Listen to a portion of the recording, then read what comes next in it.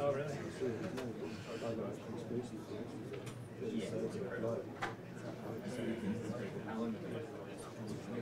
Do they use your guys' stuff?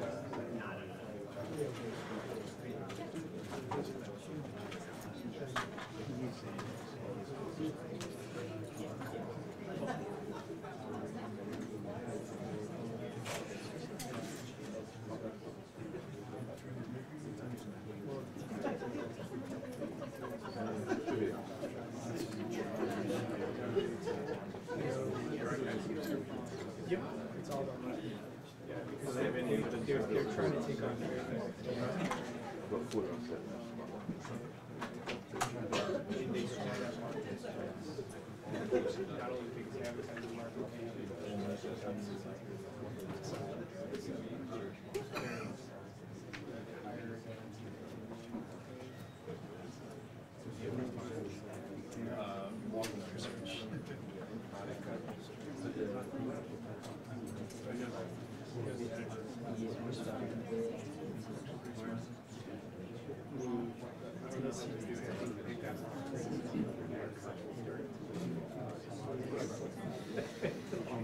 doing stories like Chris, you know, short hand.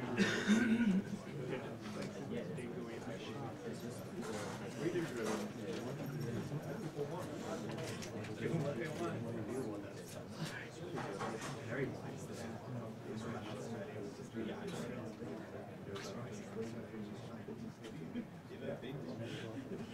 Yeah, I still follow the Twitter page of Northern Territory.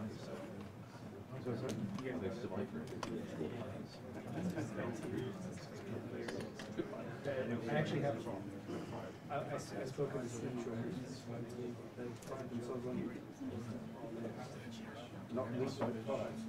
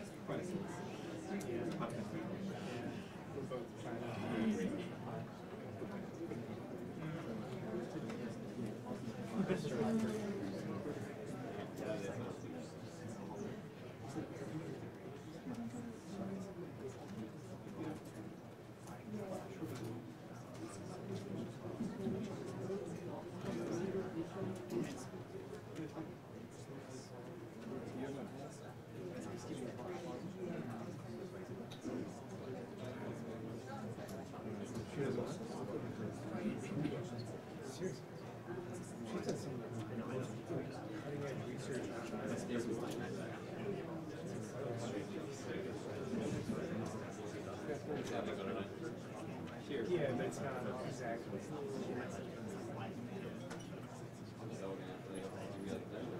People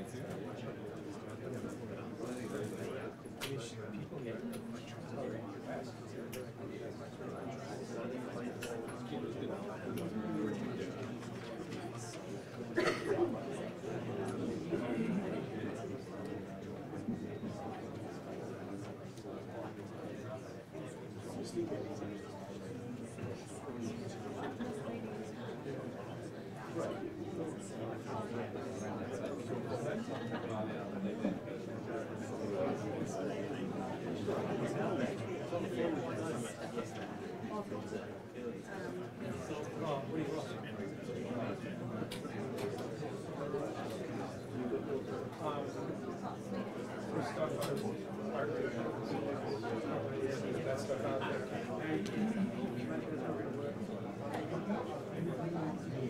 But she's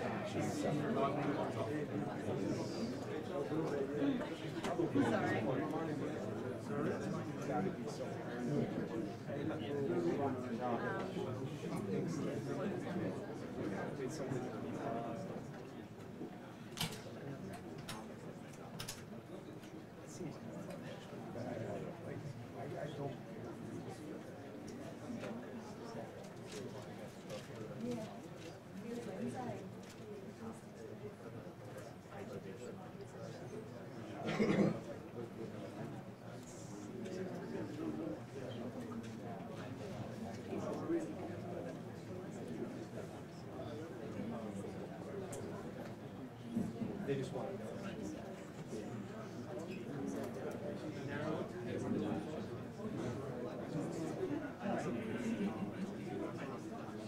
Oh, it is?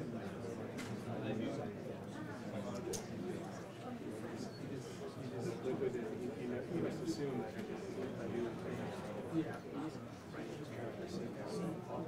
As long as you're staying with the law. But yeah, I've been in a lot of areas situations.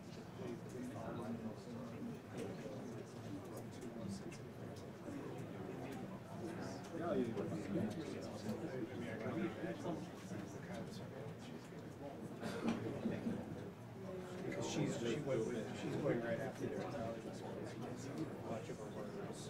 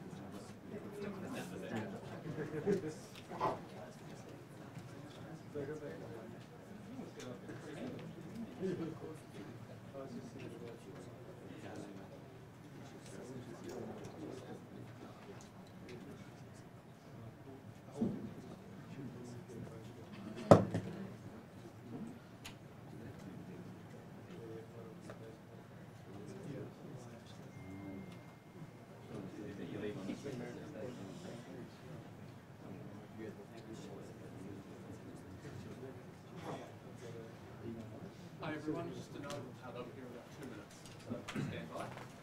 Thank you.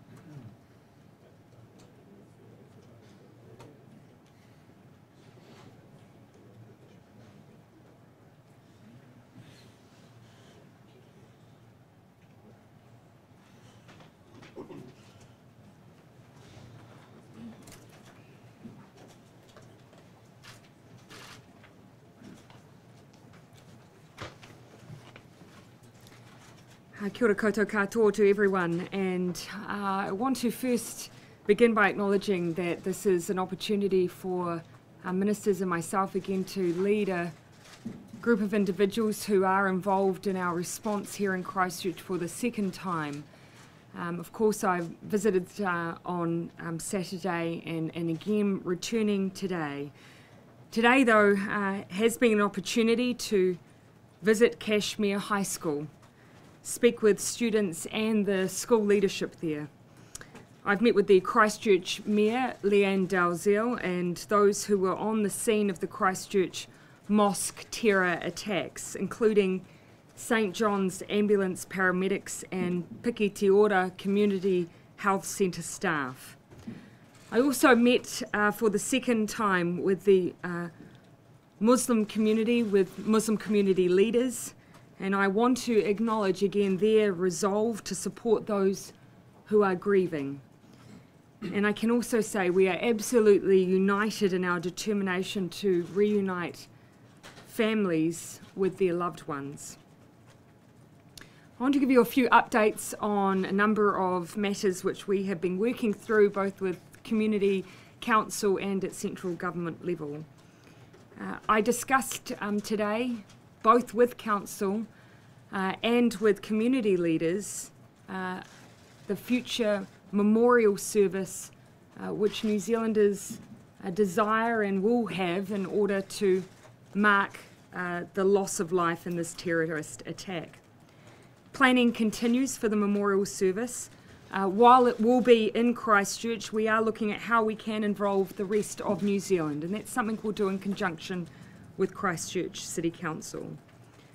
I appreciate there is significant interest in this service from throughout New Zealand and internationally, and we will continue to work closely with the local community to provide, work alongside them for planning and to ensure they have all the information they need as soon as we can.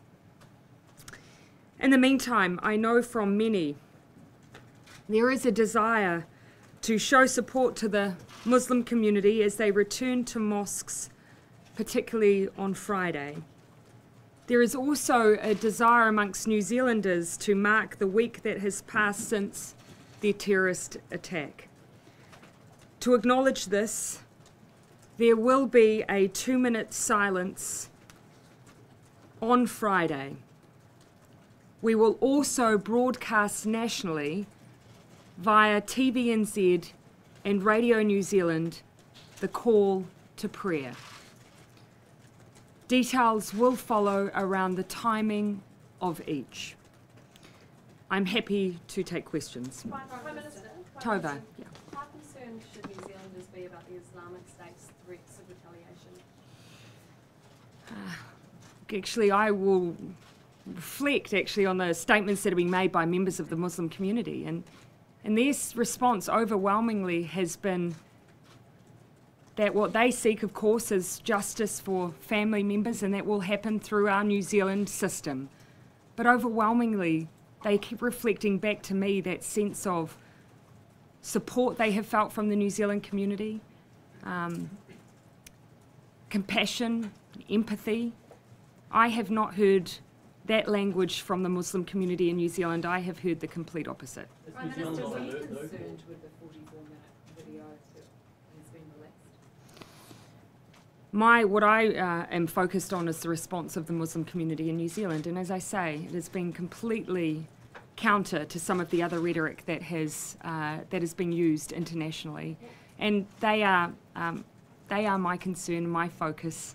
They are the group that we need to be wrapping all of our support around, and they're the ones that are only demonstrating, I think, utter compassion for one another and gratitude from the support of New Zealanders. What about that extreme rhetoric at both ends of the scale, though? Again, I reflect back what I've heard from the Muslim community, a rejection of extremism, violence and hate, no matter where it comes from. You've had so much international support in the last few days.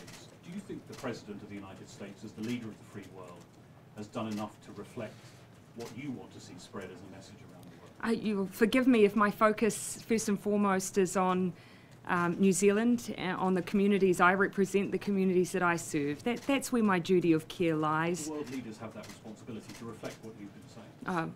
Again, as whether or not it's the issue of terrorism, violence, racism, or whether it's the issue of climate change or other issues of international concern, I will always speak from a New Zealand perspective on behalf of New Zealanders.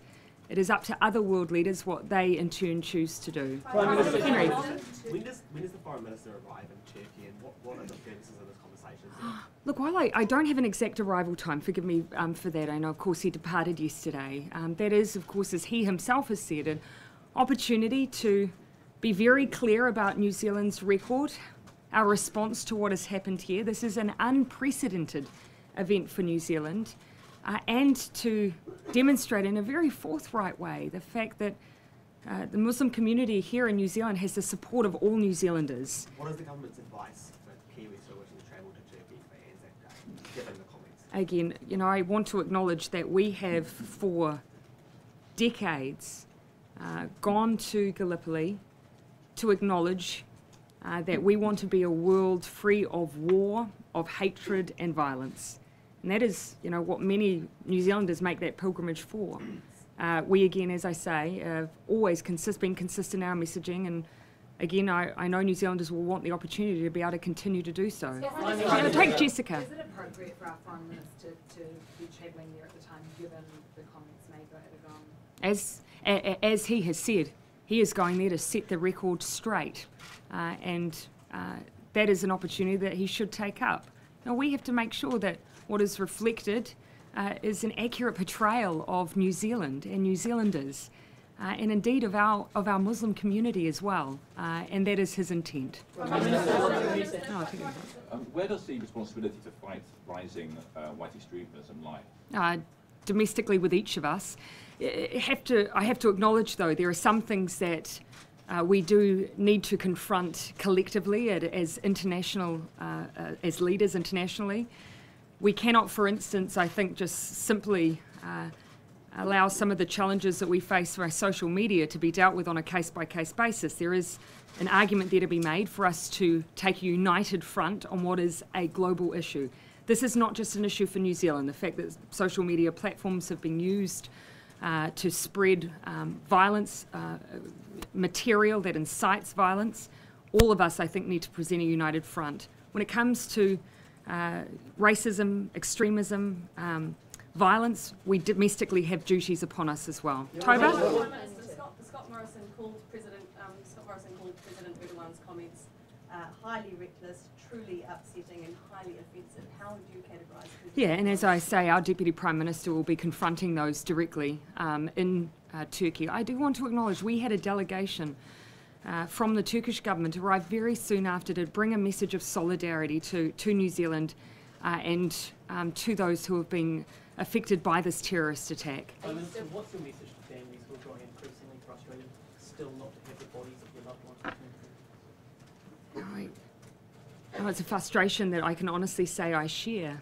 I have had an update that we have had 30 victims now approved for release to be reunited with their families. But I know the process has been incredibly difficult and frustratingly slow from the perspective of family members. But on the side, I've seen those who are working on this process as well, and I can also acknowledge that they are working incredibly hard too.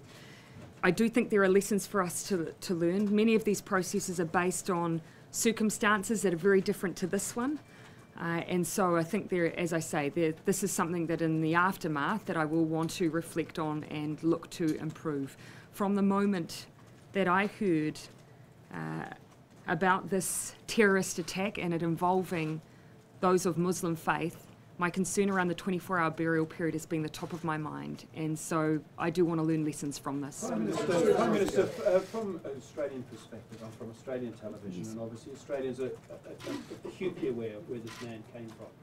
What would you want Australians to understand, to be thinking of about as they come to terms that it was one of us yes, who came here to do this? Yeah, and we're also incredibly aware that that Australians will be feeling that too. spoken many times now with Scott Morrison. I've heard from Bill Shorten. I've met with your new High Commissioner. And the message I would share is that, you know, yes, we have acknowledged that this person was not a New Zealand citizen. They did not grow up with this ideology here. They did come to us and bring this terrorist act with them. But we do not see that as a reflection of our relationship with Australia or its people. And so I do draw that distinction. I think New Zealanders draw that distinction. Well, I mean, 2 hours ago, a father and son from Syria, refugees to this country, were buried. Yes. First victims to be buried here in Christchurch. How does that make you feel that people came here, seek refuge, and they've ended up dying in this most horrific way? It was actually one of the things that I was told quite early on. Someone did, when I was being briefed on some of, you know, the atrocious stories, one of the things that was shared with me was that a family affected were Syrian refugees. And I cannot tell you how gutting it is to know that a family came here for safety and for refuge, and they should have been safe here.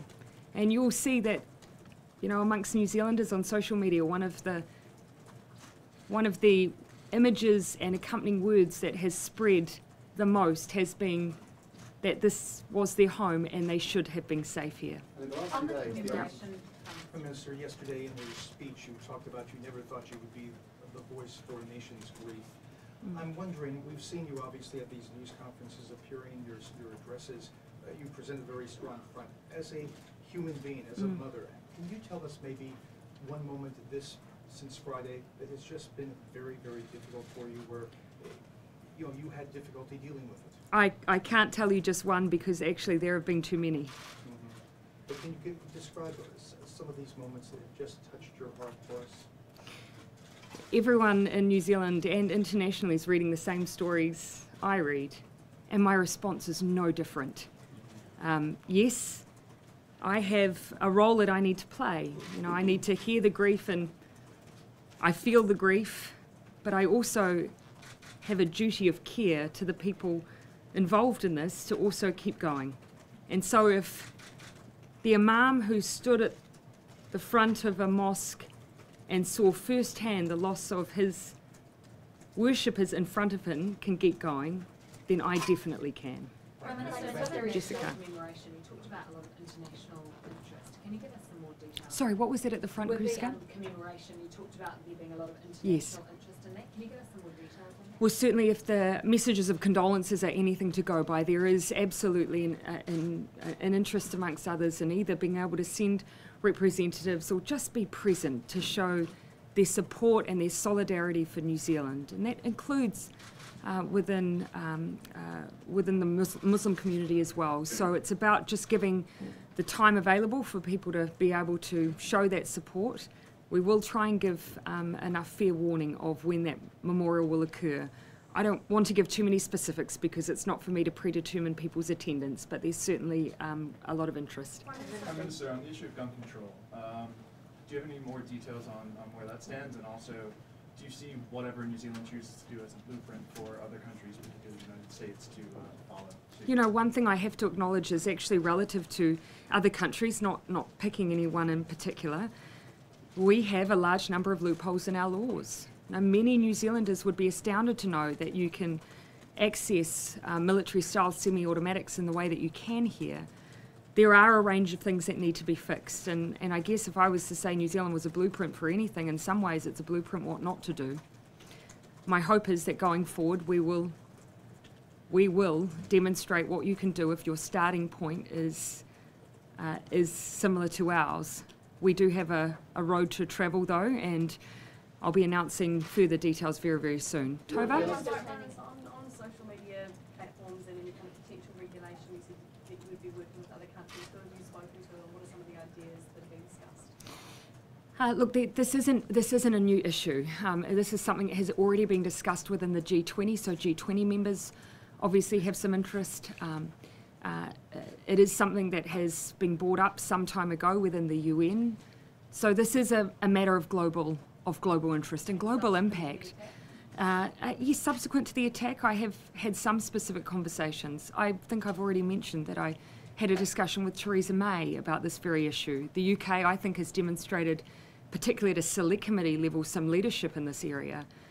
Again, as I say, I think if we are going to be successful, these are global entities, it will take a global response. Not everyone needs to be on board, but a few friends, I think, will make a difference. Would you like to see come to a select committee? I think us taking a coordinated approach is a helpful one. Yes, I know there is interest in, for instance, coming to New Zealand, but I can tell you one thing, I am not interested in a PR exercise. Prime Minister, what would you say to those who say that New Zealand, Australia and other countries didn't do enough to fight white supremacy and racism prior to an event like this, that something was overlooked? No, I would say that, it is absolutely the case when you experience something like this, that you ask questions. And there is both grief in New Zealand, but there is also anger, and there are questions to be answered. Now, some of those, of course, I've gone through directly, as you would expect, with those agencies who are at our front line, and of course their response is that yes, white supremacist groups, those who you would consider to be ultra right-wing extremist groups, they were of interest in New Zealand. We are not free of those here either, but this individual still had not come up on our watch list. So the question we need to ask is, should he have? And we will answer those questions. We've already acknowledged that there will be an inquiry. We're working through the details, the terms of reference. My job is to allow the public to have a level of assurance through an independent look into those questions. And actually the agencies themselves have asked for that because they're asking questions too. Yeah, right at the back. The delay in the burials, is it a case of there's a lack of resources? And if No. that's the case, why are you asking for more help? No, it is not. We had offers, but actually some of the process, the work of the pathologists and the like, that was done very quite quickly. Simply put, there are international guidelines and expectations for the process of identification. That is the part that has taken experts, and we've had a number of them who work in DVI, and they were there right from the beginning, has taken a bit more time. And so that is the element that I wish to look at, is actually the expectations that are set internationally, the thresholds that need to be met to ensure the correct identity of an individual, because it is different for these scale of events than it would be, for instance, for an individual homicide. So there are a lot of low-flying helicopters doing sortie after sortie in the early hours of every morning. We're being told that is to reassure us. It's not the reason, is it? No, that is the reason. That is the only reason? Yes. 3 o'clock in the morning? Yes, and if you live in Auckland, you'll know that we often have helicopters up all through the night because that enables the police to respond quickly to incidents on the ground. So they frequently have at a precautionary level helicopters in the air. I know some of the speculation that has existed, and I can tell you it's absolutely incorrect. Prime Minister, do you have any Yeah. indication of when the right can open these doors? They've got funding that have to support? Look, actually that's, I know that particularly Ngāi Tahu have been incredible in their response around families. They've been involved in blessings, provided any support that's been required, and have just been available. And we had Calvin Davis down here on Saturday, Rino Te Rakatene, providing a huge amount of support and linkages for the community. But to your specific question, I can't answer that now, but would be happy to go away and look into that. The eyes of the world have been on your country and you personally, throughout this. How much has that affected anything you've done? Do you see what you're doing here as setting an example internationally? No, you will, I'm sure, forgive me if my focus has been very much on New Zealand. Prime Minister, you were set to travel to Australia next week. I'm guessing that trip has been cancelled, or has it just been postponed? And is that perhaps something you'd like to do in a few months from now, when it's appropriate to perhaps say thank you to the Australians involved in the response here? I would characterise it as a postponement, because actually, in fact, contact with Australia is so frequent. It is my intention to be back over within the coming months. But so yes, I'd call it a postponement. But look, the support that we've had from Australian agencies has been fantastic, and that's something that I'm happy to express now. Right down at the back. With regards to gun reform, Yes. can you give us a sense of what's happening behind the scenes at the moment, what has to happen before Monday and then before the end of next week to get the changes you want to do? Oh, well, look, just to give you a flavour, even in terms of the preparation that needed to occur before we met as a cabinet, these attacks, this terrorist attack occurred on Friday. By Monday, as a result of literally policy workers working through the night, we had proposals for cabinet. Decisions were made, and now those same individuals are working incredibly hard to work through the detail of what is required to make that a reality. I reflect again, Australia, when they experienced a tragedy, a mass shooting in the 1990s, it took them 12 days. We will do it in less, but only through extraordinary effort.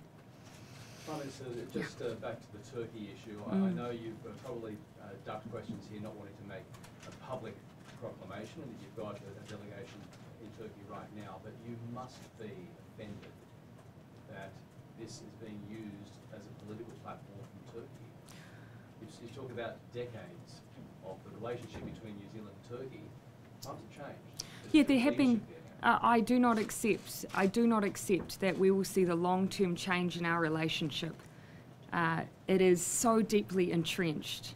You know, they've cared for our fallen, and hundreds and thousands of New Zealanders have made pilgrimages to that place as an acknowledgement of what ties and binds our countries.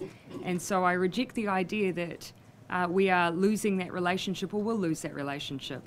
But for now, you'll appreciate that given that my Deputy Prime Minister is travelling there, that actually where this conversation will happen will be face to face. The leadership there is talking about reminding us that, you know, Kiwis return home in coffins. That is different to the relationship we've previously had with Turkey. Again, our Deputy Prime Minister is travelling, and as he has said, he is setting the record straight face to face. Prime Minister, the NRA is reported to be involved in coming into New Zealand to lobby and be of influence in the process of the conversation around gun control. Do you have any, can you confirm it for one thing? No. Do you have any concerns? I haven't heard that, actually, but you know, I think what I've said from the very outset is that it's my belief that those who are currently the holders of both gun licences and guns, I believe they will be with us. And I've already seen some commentary from individuals who are gun holders and hold gun licences that very much indicate that they absolutely acknowledge something needs to change. Now again, you know, there is legitimate gun use in New Zealand. And we absolutely acknowledge that, but I would say almost all New Zealanders, except perhaps those who use them, will acknowledge that there isn't and should not be a place for military-style semi-automatics. You're significantly late for the first responders. Oh yes, my apologies. I tended to give you a little bit of a rationale for that. I had immediately been beforehand meeting with some of the police officers, and particularly the Armed Offenders Squad, who were the first responders as well. And one thing I want to acknowledge and highlight, we've actually thought it was remarkable that they were able to be on site after the first 111 call within less than 6 minutes. It sounds like it was less than that. The arrest was, I think, in a quicker time than we'd been told as well.